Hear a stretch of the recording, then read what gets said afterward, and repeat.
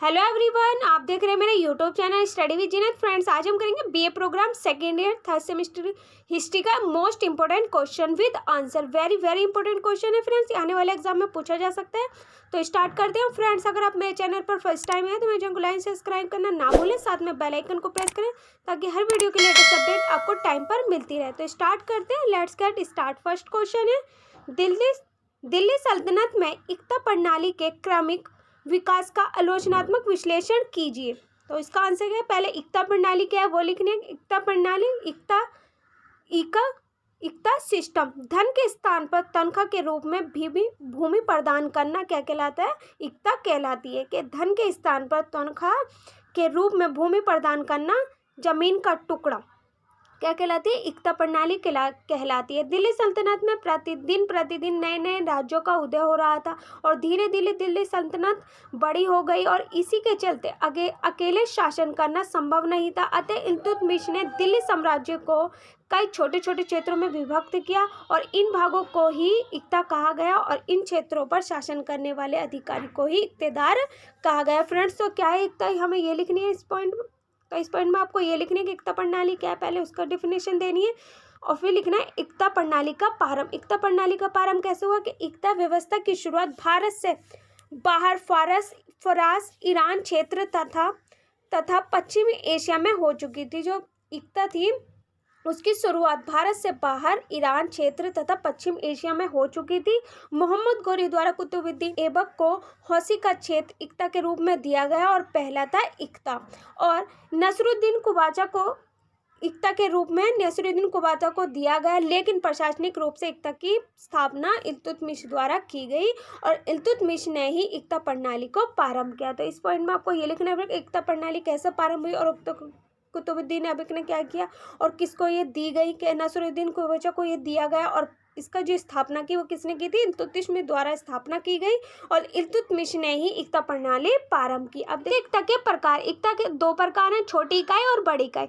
छोटी इकाई क्या है? ये सामान्यतः वेतन के रूप में सैनिकों को प्रदान की जाती थी और इनसे संबंधित इक्तेदार केवल राजस्व ही वसूली करता था। कि जो छोटी इकाई थी वह वेतन के रूप में सैनिकों को प्रदान की जाती थी और इनसे संबंधित इक्तेदार केवल राजस्व वसूली करता था। बड़ी इक्ता क्या थी? कि ऐसे क्षेत्र महत्वपूर्ण अमीरों व सैनिक अधिकारों को दिए जाते थे। ये इक्तेदार इक्ता भूमि में राजस्व वसूली के साथ साथ सैनिक और प्रशासनिक कर्तव्य भी करते थे। तो छोटी इकाई और बड़ी इकाई भी लिखने के इसके क्या प्रकार है इक्ता के? एक छोटी इकाई है और बड़ी इकाई, और उसके डिफिनेशन में लिखने की एक छोटी इकाई और बड़ी इकाई क्या है। और नेक्स्ट देखते हैं इक्ता प्रणाली की आवश्यकता। अब इक्ता प्रणाली की आवश्यकता क्यों हुई वो देखते हैं। इक्ता प्रणाली की शुरुआत आरंभिक तुर्की सुल्तानों की आवश्यकता हुई। किसको आवश्यकता हुई थी? तुर्की सुल्तानों को, और राजधानी से दूर सल्तनत के वे क्षेत्र जिनसे राजस्व वसूली आसानी से ना हो और सुल्तान द्वारा इक्ता के रूप में दी जाने लगी। और प्रशासनिक और सैनिक सेवा करने के बदले में प्रदान की जाती है। प्रशासनिक और सैनिक सेवा के बदले में ही प्रदान की जाती थी और सुल्तानों ने इक्ताएं बांटकर सीमावर्ती क्षेत्रों में सल्तनत का एक प्रभावी स्थापित किया और राजस्व भी वसूला। और दूसरी तरफ संबंधित अधिकारों को अपने अधीन एक क्षेत्र मिला जिसमें अपनी योग्यता के अनुरूप वे राजस्व प्राप्त कर सकता था। इल्तुतमिश ने गंगा यमुना दोआब में हिंदू जमींदारों को शक्ति को तोड़ने के लिए शमशीर तुर्की अमीरों को 2000 इक्ताएं बांटी। तो क्या थी? कि इक्ता प्रणाली की शुरुआत आरंभिक तुर्की सुल्तानों की आवश्यकता से हुई और सुल्तानों द्वारा ही इक्ता के रूप में ये दी जाने लगी थी राजस्व वसूली के रूप में, और प्रशासनिक और सैनिक सेवा करने के बदले में ये प्रदान की जाती थी और नियमित रूप से राजस्व भी वसूला जाता था। और दूसरी तरफ संबंधित अधिकारियों को अपने अधीन एक क्षेत्र मिला जिसमें अपनी योग्यताओं के अनुरूप वे राजस्व प्राप्त कर सकता था। और इल्तुतमिश ने गंगा यमुना दोआब में हिंदू जमींदारों की शक्ति को तोड़ने के लिए शमशीर तुर्की अमीरों को 2000 इक्ताएं बांटी थी। अब इक्ता के क्या क्या कार्य थे वो देखेंगे। इक्ता के कार्य थे, फर्स्ट था लगान वसूलना, सेकंड था सैनिक व्यवस्था करना और थर्ड था शांति स्थापना करना। ये भी आपको लिखना है फ्रेंड्स इस क्वेश्चन में। जितना आप बना के लिखेंगे इतना ही आपको अच्छा रहेगा, एग्जाम में अच्छे मार्क्स मिलेंगे। तो आपको ऐसे ही बना के लिखना है फ्रेंड्स कि इक्तेदार अपनी इक्ता में प्रशासनिक व सैनिक कार्यों को पूरा करता था और इक्ता से प्राप्त राजस्व में से अपना वेतन तथा प्रशासनिक व सैनिक खर्च निकाल कर शेष रकम को फजील कहते थे। और इक्तेदारी अपनी इक्ता में सुल्तान के नाम से शासन करता था और उसका पदवशानुगत नहीं था। इक्तेदार को सिक्के चलाने का अधिकार भी नहीं था और इक्तेदार का हस्तांतरण तो होता था, लेकिन समय समय पर सुल्तान इक्तेदारों को हस्तांतरण करता था और यहाँ पर इक्तेदार पर सुल्तान का अधिकार झलक रहा है। और इसी प्रकार राजपूत कालीन सामंती पद्धति में सुल्तान का अपने इक्तेदारों पर अधिक नियंत्रण था और फिरोज तुगलक ने इक्तेदार का पद वंशानुगत कर दिया।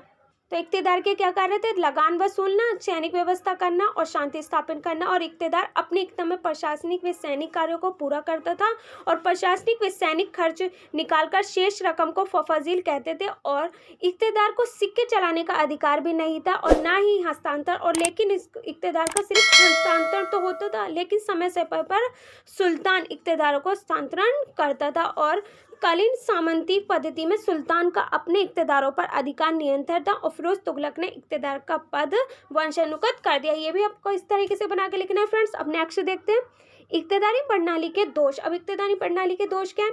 इक्तेदार सामान्यतः इक्ता की आय व खर्च में हेराफेरी कर भ्रष्टाचार करते थे। जो इक्तेदार थे वो इक्ता की आय व खर्च में हेराफेरी कर भ्रष्टाचार करते थे और इसे रोकने के लिए तथा इक्तेदार पर नियंत्रण स्थापित करने हेतु अलग अलग सुल्तानों ने अलग अलग कदम उठाए। जैसे कि बलबन ने ख्वाजा नामक अधिकारी नियुक्त किया और इक्ता भूमि की आय का आंकलन किया और अलाउद्दीन ने इक्तेदारों का स्थानांतरण पर बल दिया और 3 वर्ष से अधिक किसी इक्तेदार को एक इक्ते में नहीं रखा। 3 वर्ष से ज़्यादा किसी को इक्ते में नहीं रखा। और इसके अलावा उसने इक्ता प्रणाली में केंद्रीय प्रशासन के हस्तक्षेप को बढ़ाया और गयासुद्दीन तुगलक ने इक्तेदार को व्यक्तिगत आय तथा उसके अधिक सैनिकों का वेतन अलग अलग रूप से निर्धारित कराया। किसने अलग अलग रूप से निर्धारित कराया? गयासुद्दीन ने।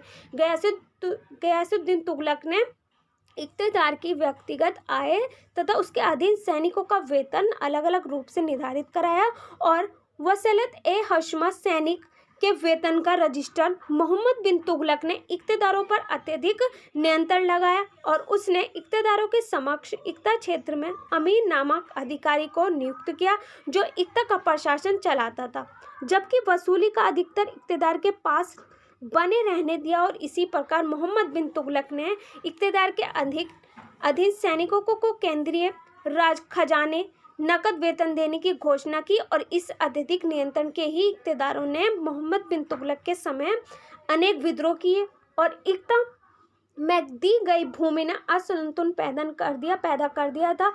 जहां एक और इक्तेदारों के पास अनगिनत भूमि हुआ करती थी, वहीं आम जनता भूमि की कमी के कारण समस्याओं का सामना कर रही थी और प्रारंभ से ही इक्ता व्यवस्था के अंदर उसी भूमि को दिया जाता था जो राजधानी से दूर स्थित सल्तनत के वे क्षेत्र जिनसे राजस्व वसूली आसानी से होती थी सुल्तान द्वारा इक्ता के रूप में दी जाने लगी। परंतु बाद में समय के साथ ये देखा गया कि कृषि भूमि भी गरीब जनता से छीनकर इक्ता के रूप में दी जाने लगी।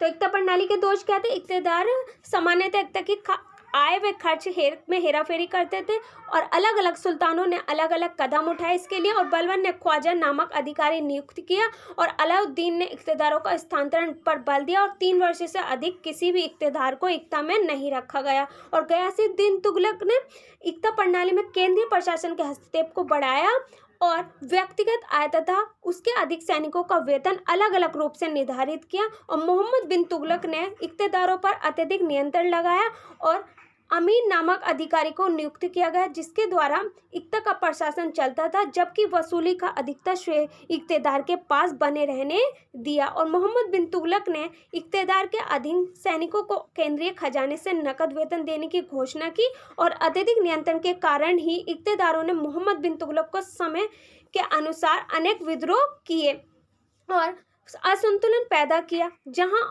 एक और इक्तेदार पर अनगिनत भूमि हुआ करती थी, वहीं आम जनता भूमि की कमी के कारण समस्याओं का सामना कर रही थी और प्रारंभ से ही एकता व्यवस्था के अंदर उसी भूमि को दिया जाता था जो राजधानी से दूर स्थित सल्तनत के वे क्षेत्र जिनसे राजस्व वसूली आसानी से होती थी और सुल्तान द्वारा एकता के रूप में दी जाने लगी। परंतु बाद के समय में यह देखा गया कि कृषि योग्य भूमि भी गरीब जनता से छीनकर एकता के रूप में दी जाने लगी। आई होप फ्रेंड्स ये आपको अच्छे से समझ में आएगा पूरा क्वेश्चन। तो ऐसे ही लिखना है कि एकताधारी के दोष क्या है, एकताधारी के कार्य क्या है, एकताधारी प्रणाली की आवश्यकता क्यों हुई है, कितने प्रकार की है, छोटी एकता और बड़ी एकता में डिफरेंस क्या है वो लिखना है आपको। एकता प्रणाली का प्रारंभ कैसे हुआ, एकता प्रणाली क्या है वो लिखना है कि दिल्ली सल्तनत में एकता प्रणाली के क्रमिक विकास का आलोचनात्मक विश्लेषण करना है पूरा डिटेल में फ्रेंड्स। ऐसे आप एग्जाम में लिखेंगे आपको अच्छे मार्क्स मिलेंगे। आई होप फ्रेंड्स आपको मेरी वीडियो पसंद आई होगी।